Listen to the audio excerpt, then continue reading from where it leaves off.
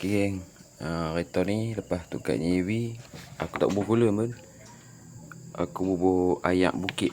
Dia macam ayak macam ayak kerajaan, tapi ni ayak bukit, direct daripada atas bukit tu. Okay, ni ada tengok ayak spare tank.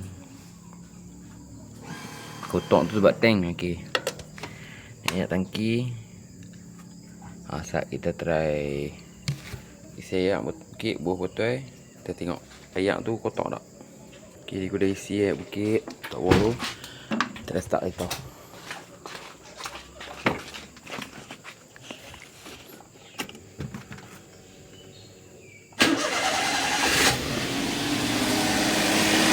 kita dah start.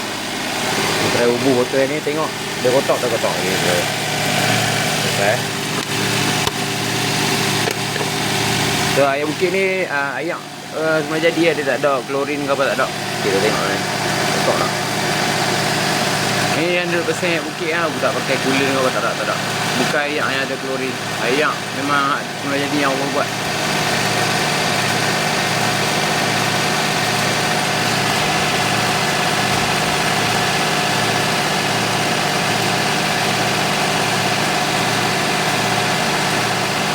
Okey, tunggu dalam 10 saat tengok kotak tak kotak.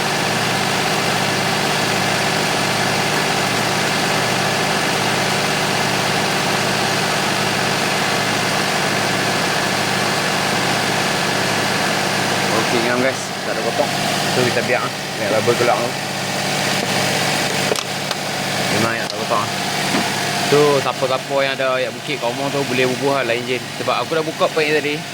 Pack bawah pack ni, stopper bawah. Aku dah tembak semua dalam enjin memang tak ada karat apa. Dalam enjin memang tak ada karat.